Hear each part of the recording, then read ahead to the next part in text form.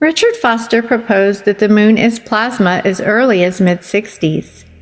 If the moon is plasma, no man will ever land on it.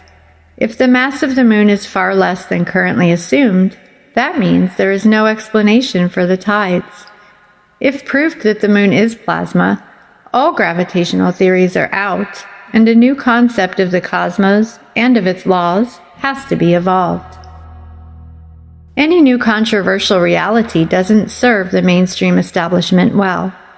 NASA quickly crashed the party by plotting the moon landing hoax and wasting hundreds of billions of dollars on the so-called space programs.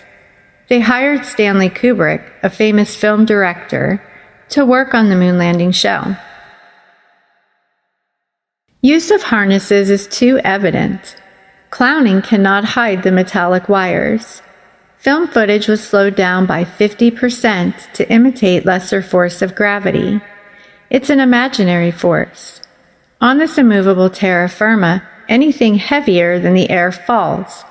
So no theory of gravity is ever needed in the real world. The comeback press conference looked like a funeral. They were sad, lost, barely spoke. Definitely not a party mood of a human lifetime achievement. Really high tech was used on the moonlander. NASA has been laundering money for over half a century. Billions stolen and continues on yearly to further the space agenda.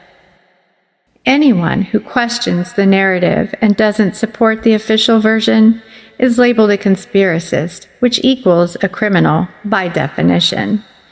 Meticulous brainwashing in schools and ball indoctrination turns most into obedient slaves that never care to question authority.